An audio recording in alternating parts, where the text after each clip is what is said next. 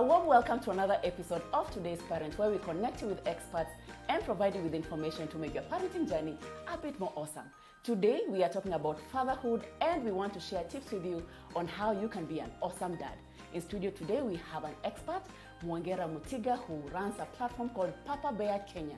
He's passionate about equipping dads to be the best they can be. Mutiga, welcome to the show. Thank you. Welcome to the show. Thank you for having me. You know, I feel you don't talk about fatherhood enough, and we are so glad to have you here today. Thank you. I mean, you're absolutely right. There's very little substance online or anywhere else about fatherhood. Yeah. Unfortunately. What inspired you to start Papa Bear Kenya? Tell us about it a bit. So Papa Bear is a platform that helps to equip fathers to be the best fathers that they can be. Right now, there's a number of expressions of the platform. We have a YouTube channel, we have a Facebook page, and we also do face-to-face interactions with fathers. Oh, you also have face-to-face? We also do face-to-face interactions with fathers. You meet what, monthly, yearly, weekly? So it's sort of on demand, and every now and then I'd meet like a group of fathers, and we just talk about stuff and share. Okay. So it's more of a platform for men to share and to learn from each other's experiences, as opposed to me telling them this is how fathers are supposed to be. Right. But yeah, I mean, it was inspired by just the lack of information. There's very little information out there. Before I started the channel, the YouTube channel, which started in January this year, I looked around for content on fatherhood. Imagine I didn't find anything. And I can imagine local content for that matter. Local content? Nothing. There's no one doing it. I know there's a brand that tried to do something a couple of years ago, Pampers, I think. Right. Around fatherhood. It was really nice, but it was maybe 1 or 2 videos, and that was it. But just a body of knowledge that's growing, that is consistent, that people can look to. There's really nothing much available online. Okay. You'll find books, but there's not much of that that's tailored for us, for Kenyan men. Kenyan fathers. Yeah. And I thought it would be a good challenge for me to try and do something. So the YouTube channel has been up since January this year. Okay. And yeah, we're going strong. Well, what got you to this space? Did you feel that you needed more information as a dad? Yeah. Or we needed safer spaces for dads? What got you there? So part of it, so the vision behind this started a while ago. And by a while, I mean maybe almost 10 years ago. And what happened is when we had our firstborn, she's 11 now. Okay. But when she was born, I remember I had completely no idea what to do. I'd never seen a diaper. Seeing like this, I'd never seen. Wow. My wife bought these baby clothes, and it was so hilarious to me because those clothes are like for a doll, little small tiny. little things, tiny things. Very tiny at the beginning. And just the first few months, the first few interactions that I had with my daughter were very shocking for me, because I had no idea. And my wife had a whole reading list of stuff that she'd read, right. Books and all that. And right. she had me read a few of them, but they were tailored mainly for the mother.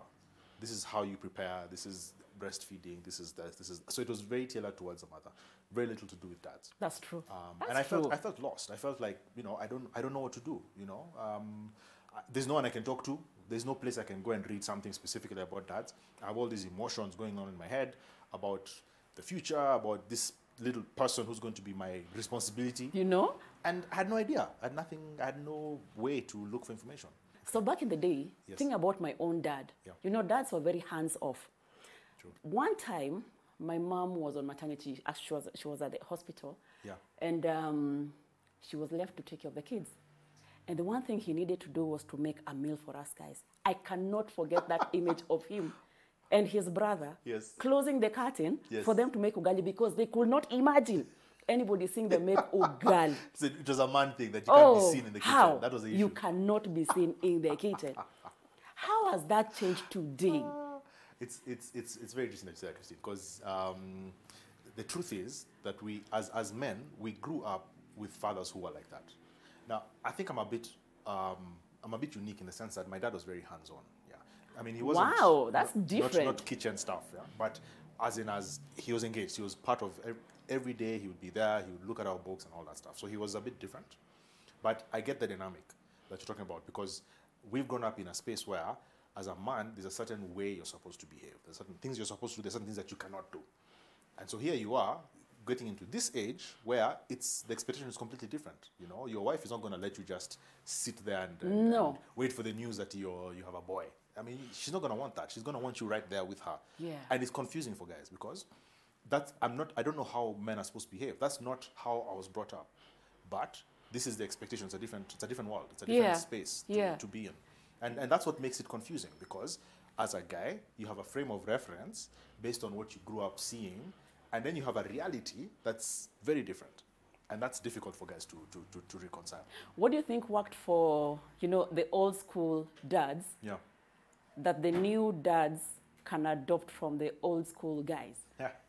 I think old school, our fathers, for all their faults, were very, they took care of us. Right. We knew that whatever happens, we're going to be taken care of. Money was always available. Dad provides. Dad provides. I'm not so sure that men today are all providing. I mean, there's a lot of guys who are, but there's a lot of guys who are not. So I think that's something that we can carry forward. Men being there for your families. The whole protectiveness. I mean, our dads could have been a bit aloof, perhaps. do you think it's because they were providing and they were able to do it 100% and give them, it gave them a sense of extra power? I think it did. I mean, they had the economic power. We were talking about this just now. Dad had he had the checkbook. Yes. Okay, it wasn't a checkbook, but he had the money. That gives you a lot of power. Exactly. You're the one who calls the shots in the house. Yeah. For many of us, our mothers were stay-at-home moms. That's true. Or if they are professionals, their professions, the man had more economic power. Yeah. Growing up. Yeah. And I know of cases where the opposite was true. But for a lot of us, that's the case.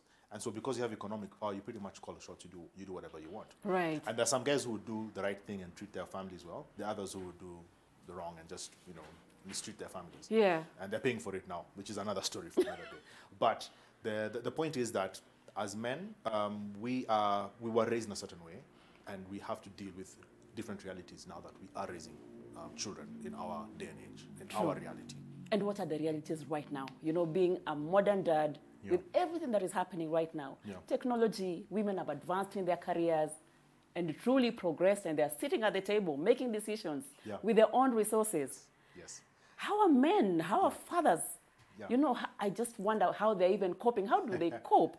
That is so true. I was going to say unfortunate, but then it's not unfortunate that women have economic power. That's actually a good thing. But I think for men getting into this space where now the question is, what is my purpose as a man? Yeah, what is the role of the father today? In this day and age. What's his role? Back in the day, the man's role was to provide, But now, women can provide just as well as guys, even better in some cases. Yeah. A woman can rock up and she has money. She can do what she wants to do. And possibly take care of you. Yes. There's some men who are taken care of. But that's a story for another day. So I think there's an identity problem where for some of us, for some men, it's a challenge being able to identify what your role is in this day and age.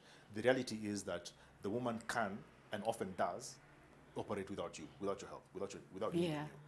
So if you're not needed as a man, then what are you there for? Are you just a sperm donor? For some people, that's just it.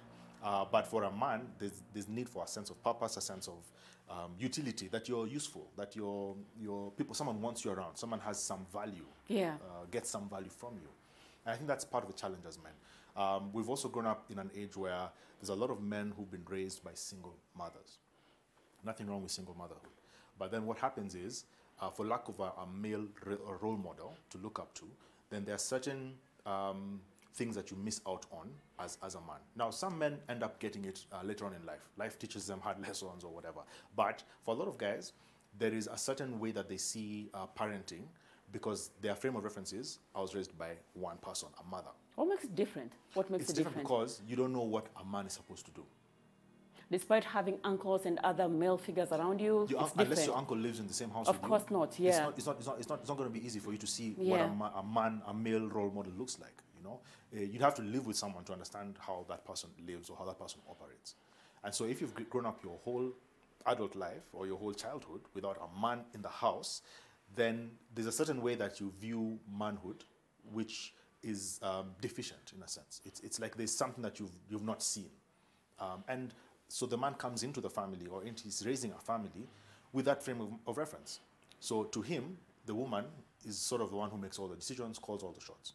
Interesting. And so he ends up being kind of passive because, hey, that's what's supposed to happen. I mean, me as far as I know, mom make all the decisions. So So that's a dynamic that you have to kind of deal with. Right. And like I say, there are a lot of men who go through life, and life changes them, and they end up taking the roles that they're supposed to play. But for a lot of men, that's a problem. Okay. You don't have a frame of reference that shows you what a man is supposed to do. So list it for us. What's the role of your modern dad today? I think the role of the father has not changed. In some families, the mother is playing the role of both. But I think the role of the dad is clear. I think the dad's role is to provide a sense or a model of manhood to the children, both for the girls and the boys.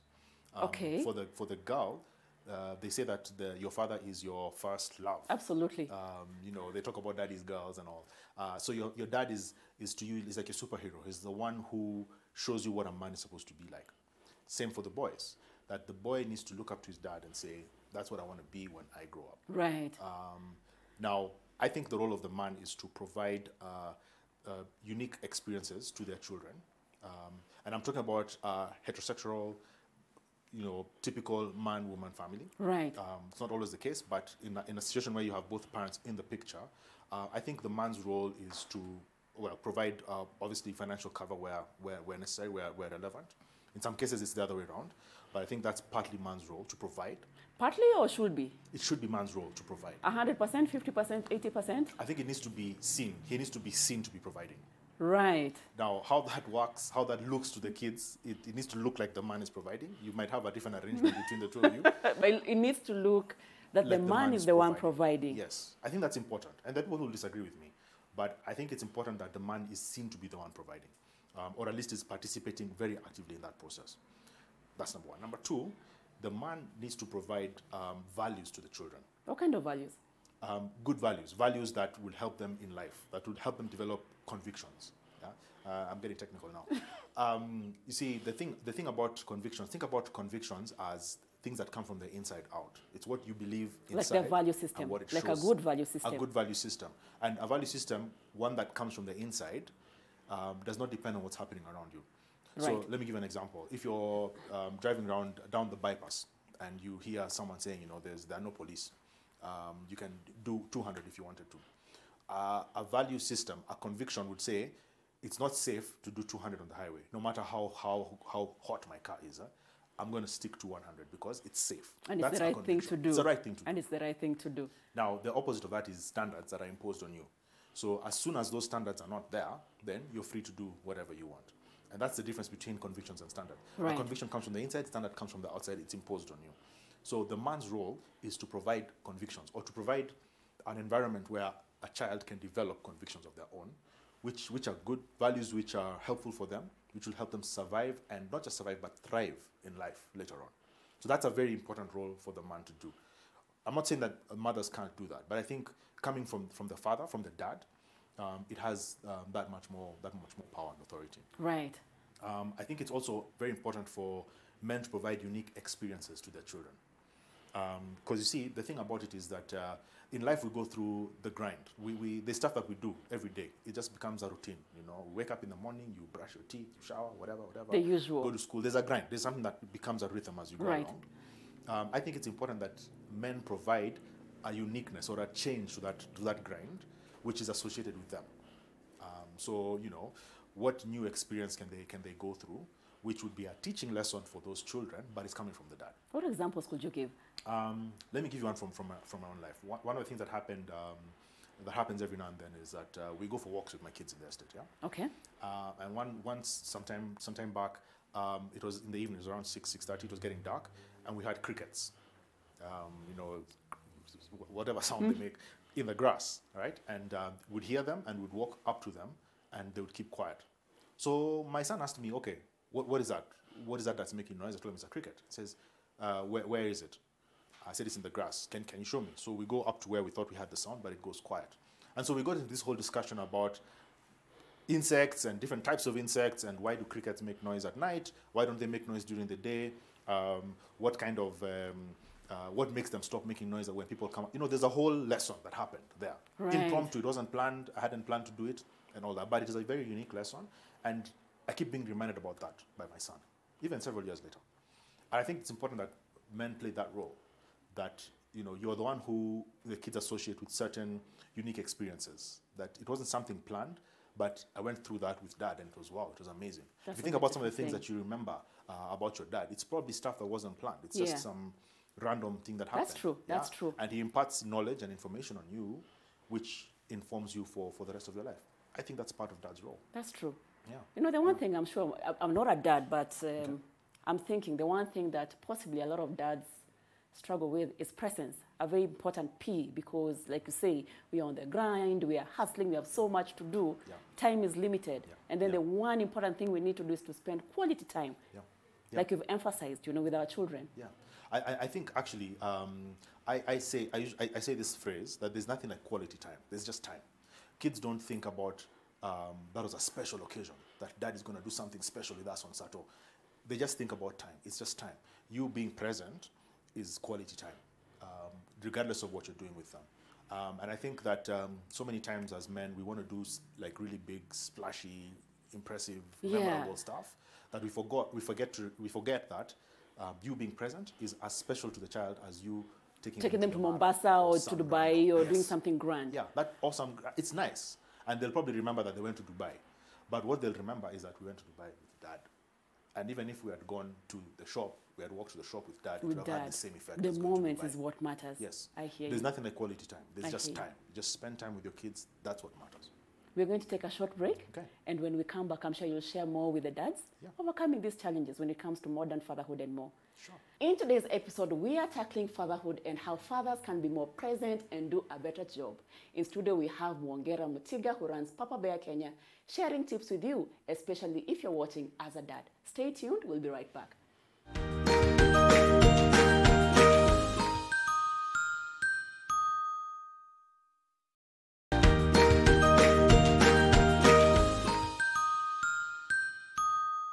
Welcome back to today's episode of Today's Parent, where we are talking about navigating fatherhood. And before we went on the break, there's a question that came in from Amos, and Amos is asking, how can I cope as a father in today's age where I feel my wife and I at 50-50? How do I manage the power struggles of just navigating fatherhood and being a man? Okay. What's your take on that? Wow. It's interesting that I think a lot of men have their identity in their ability to provide. Right. That's all you're bringing to the table, just your ability to provide. And your manhood is limited tied to provision and protection and nothing else. Which is a mistake, if you ask me, because I think men offer a lot. I mean, I think totally men have agree with you. So much to offer to a relationship, to a family, to a woman. But if we limit it to just my ability to provide, then we're shooting ourselves in the foot. And the truth is, the ability to provide changes over time. True. I could be doing okay now. 5 years later, I lose my job or my business goes south. Or the other way, it will happen to mom. It could. So I think we need to move away from this thing of money talks, money is the only dynamic, money is the only measure of success or power. Yeah. And unfortunately, it's not just in the family. The society as a whole gives so much value to money and the show of money and the what is seen to be wealth, that nothing else seems to matter. And that's a problem. Now, I think my take on that is that as a man, as men, we need to have a clearer sense of identity. We need to be clear about who we are and what we do or what we can do and what we're all about. And what is my vision for life as a whole. Even before I become a father, before I become a husband, before I do anything else. Who am I? Who am I? What am I trying to do with this life that I have been given? And if I don't have that clear, then I'll keep being blown around by these winds. I'll keep hearing things. I'll keep feeling insecure. Yeah. Every time my wife does well, I'll be like, hey, now she's starting to show me. Yeah. I'm seeing horns. If you don't have a clear sense of identity, a clear sense of vision for your life, then anything goes. And I think that's where it starts from. But how can a man do that? Invest in self-awareness, becoming more clear of who they are, where they're going. Do they need to sit down to do a mission vision? Are there platforms where they can plug into? Because I know it's important, but how can you get men, being the Papa Bear himself, get dads to do it? I think that's you've talked about. I mean, it's like you have the script. The thing is that men need to be deliberate about planning their lives and planning what's coming ahead for them. Men need to see themselves as contributing to the world and to life as a whole. Men need to ask themselves this question: if I died today, who would miss me, and what would stop, or what legacy, what would I have left behind as a man? Right. I think every man needs to ask that question and needs to answer it very, very honestly. Their legacy that they will leave behind. Yes. What are you leaving behind? What are you building? What are you working on that you're building? What are you putting together? For some people, it's a business. For some people, it's a career. For some people, it's a family. But as a man, you need to ask yourself, what am I building? And once I'm clear about what I'm building or what I want to build, then I spend time doing that. And it's largely a self-awareness thing, yes. And I think it's just it's a man thing. It's a thing that men, I think, are intrinsically designed to do or to think. We're always thinking, you know, what is it that I'm trying to do? You know, we always have that burden on our hearts. You know, how do I matter? What is important? Who will think anything of me once I'm gone? I think as men, we always think along those lines. But I think it's very important that that's the first step. What are you building that is going to outlive you? Okay. Once you have that, and then it's clear in your head, then you won't be moved by what people are telling you, because you know what you're trying to do. If your wife succeeds and does much better than you, then it's good. You're secure in yourself. You're secure because you know what you're trying to achieve. Of course, there'll be times of insecurity because we're human beings. But I think having that foundation, that I know this is what I'm about, this is what I'm trying to do. Okay. Unfortunately, very few men take that next step. So you keep thinking about it, but you never take the step to say, so, okay, fine. So I'm going to sit down and I'm going to spend the next 2, 3 weeks, 3 months, 3 years being clear about what that is. And then moving forward. And you see, it's not something that you have to isolate yourself and spend a year in a monastery somewhere. You can actually do this as you go about your everyday work. Yeah. And life sort of changes as you go along. So I think that's very important, that men need to be clear about what they're all about. And that deals with the issue of insecurity that we see happening in relationships all over the place. You're not talking about challenges. Peer pressure in fatherhood and in manhood, I'm sure it's there. Yeah. How does a dad navigate, peer pressure in fatherhood that your wife has given birth, for example? Yeah. All your friends are out there. You can literally see that 10-year-old on the table. Yeah. Your wife has just had a CS, and the temptation to go out is so strong. But the right thing to do is to be here right now. Yes. How can a father deal with peer pressure in that space? Yeah. You see, the thing about peer pressure, Christine, is that everybody has peer pressure. Even my folks are grandparents. They're in their 70s, but they also have peer pressure. Because there's things that they look around at their friends are like, hey, where's your son? Me, I have grandchildren. My grandchildren go to this school. What about you? So peer pressure is a standard in life. You'll always have peer pressure. I think for men, for fathers, you have to realize that peer pressure will never end, and that you have to teach your children to deal with it. So you have to think of yourself as a model, that if you are going to give in to these pressures and to this whatever's happening around you, your kids are watching you, and they're going to do exactly what you're doing. They don't do what you say, they do what you do. That's true. So seeing yourself as a model is one way of dealing with peer pressure. That you realize, by the way, I can give into this, I can go and hang out with my boys, but my kids are watching me, and they're going to do exactly what I do. Would I be happy if I saw them do what I do? Right. And if they do what I do, and I'm not happy, then I need to stop doing it, or I need to do something different. So peer pressure is a standard. Everybody will deal with it at some point in their lives. I think, unfortunately for us men, we're very driven, we're competitive as men. So we're driven by the need to outdo the next guy, or to look good in the eyes of a chick somewhere, or your wife, or whatever. So that peer pressure is especially intense on us guys, I think. I think women are less, well, I think it's there. Let me not minimize it. But I think for men it's very intense because we're very competitive. Very true.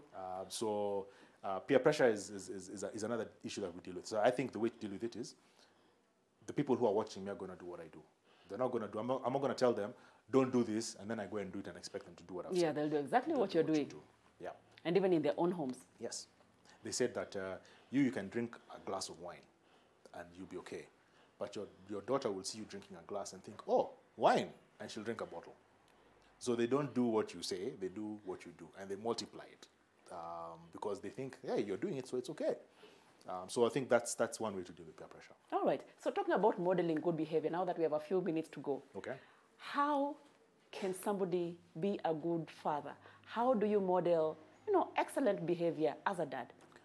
I think the first step is, and I don't sound harsh, but as men we need to grow up. Grow up? We need to grow up. we need to get rid of the way we do things in the past. Okay. We need to think of ourselves as being a role model, that you're trying to show somebody a different way of doing things. And that means you have to let go of some of the stuff that you deal with. Some of the things that you do that are wrong, you need to stop doing them. I mean, it's really that simple. Just grow up. Stop doing those things. If you know you're temperamental, you know yourself. You know that you're hard to deal with. You can be hard-headed, even you. You can be, whiny or whatever it is. You stop doing that. Right. Just stop. Just grow up. Right. One of the things that I had to deal with was there's certain things that I don't like eating. Like I don't like eating githeri, for example. Can't stand it. I did high school for 4 years. Enough of it. Enough for my life.